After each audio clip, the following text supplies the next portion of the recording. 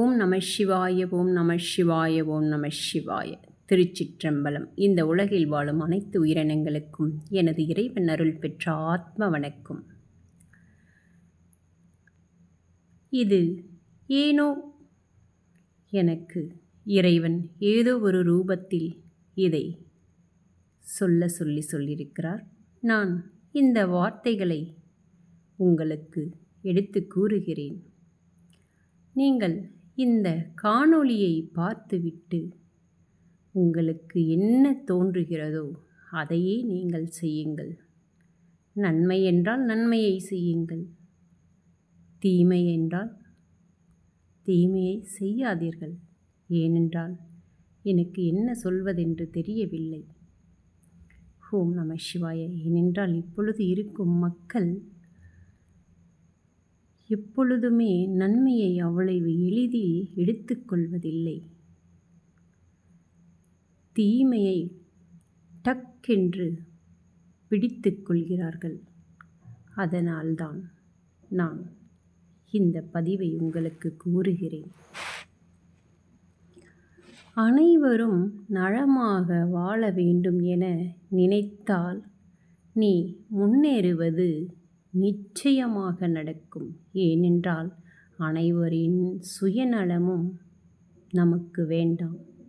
நாம் எல்லோரும் நன்றாக இருக்க வேண்டும் என்று எண்ண வேண்டும் முதலில். இரண்டாவது, நமது மனதை அமைதியாக வைத்து கொண்டால் கடினமான வேலைகளும் எளிதாக இருக்கும்.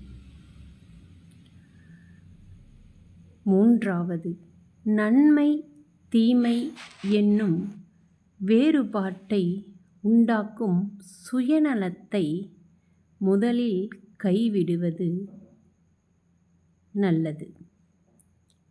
ஏனென்றால் நன்மையாக இருந்தாலும் அது நமக்கே சேரும், தீமையாக இருந்தாலும் அது நமக்கே சேரும் என்பதால் இரண்டையும் நாம் ஒரு சரிசமமாக எடுத்துக்கொண்டு சென்றுவிட்டால் நன்மை நமக்கு தான்.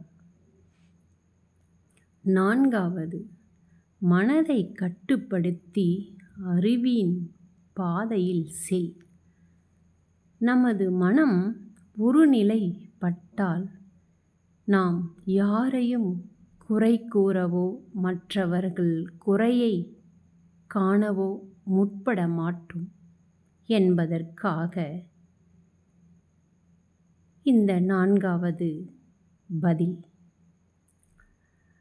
நல்ல எண்ணத்துடன் வாழ்ந்தால் கடவுளை காணலாம். இது ஐந்தாவது. இதுவே உண்மையான ஒன்றாகும். நமது எண்ணங்கள் தீயதாக உள்ளும் பொழுது நமக்கு ஏதும் கண்ணுக்கு தெரியாது. தீமை கூட நன்மையாகத்தான் தெரியும்.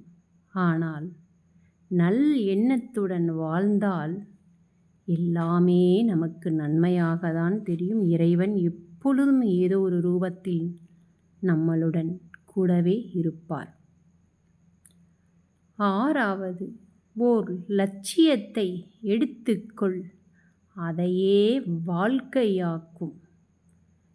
ஏனென்றால் நாம் எடுக்கும் லட்சியம் நன்மையாக மட்டுமே இருக்க வேண்டும். நல்லதை மட்டுமே நாம் எடுத்துச் சென்றோம் என்றால் அது நம்மை நல்ல பாதையில் கொண்டு செல்லும். இதுதான் உண்மை. ஏழாவது என்னவென்றால், பல சோதனைகள் கடந்தால் மட்டுமே சாதனைகளை படைக்க முடியும். ஏனென்றால் நீ எவ்வளவு துன்பப்படுகிறாயோ அவ்வளவு பக்குவ நிலை உனக்கு வரும். உனக்கு ஒரு விஷயங்கள் சாதாரணமாக கிடைத்துவிட்டால் அதனுடன் பிரதிபலன் என்னவென்றே உன்னால் அறிய முடியாமல் போய்விடும். அதை நீ முயற்சித்து போராடி அவமானப்பட்டு துன்பப்பட்டு துக்கப்பட்டு துயரப்பட்டு நீ அதை வெற்றி அடையும் பொழுது உனக்கு அந்த சாதனை மிக வெற்றியாக உன்னை வந்து சேரும். 8வது என்னவென்றால், கடமையில் முழு மனதோடு ஈடுபடு. எதிர்காலம் சிறக்கும்.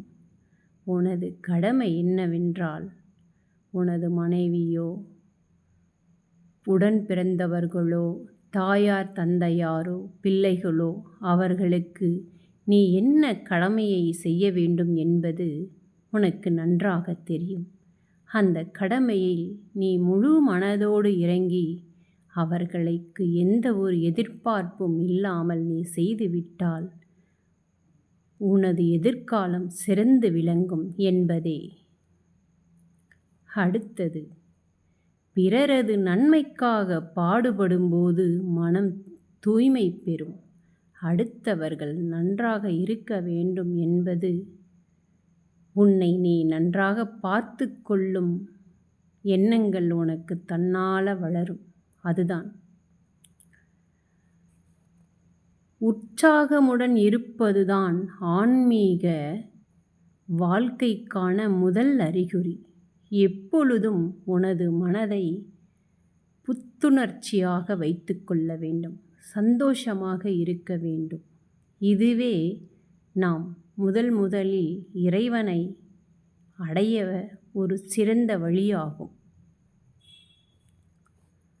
கோபத்தில் எதையும் செயலாற்ற முடியாது. ஏனென்றால் கோபம் மிக கொடிய விஷம். அதனால் அதில் நாம் எதையும் செயலாற்றவும் கூடாது. கோபம் வந்தால் அமைதியாக சென்று விட வேண்டும். போராட்டமே மோட்சத்திற்கான வழி. நாம் வாழ்க்கையில் எந்த அளவிற்கு ஒரு விஷயத்திற்காக போராடுகிறோமோ அதை நிச்சயம் நாம் அடைந்தே தீருவோம். உன்னிடம் தெய்வீகம் உள்ளது. அதை வெளிப்படையாக செய். நாம் ஒரு செயலை செய்யும் பொழுது அதை தெளிவுடனும் மன அமைதியுடனும் செய்யும் பொழுது அது வெளிப்படையாக நமக்கு வந்தடையும்.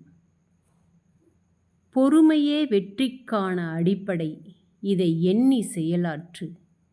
ஓர் மனிதன் பொறுமையாக இருந்தால் அவன் நிச்சயம் வாழ்க்கையில் வெற்றி பெறுவான் என்பதற்கான அர்த்தம்தான் இது.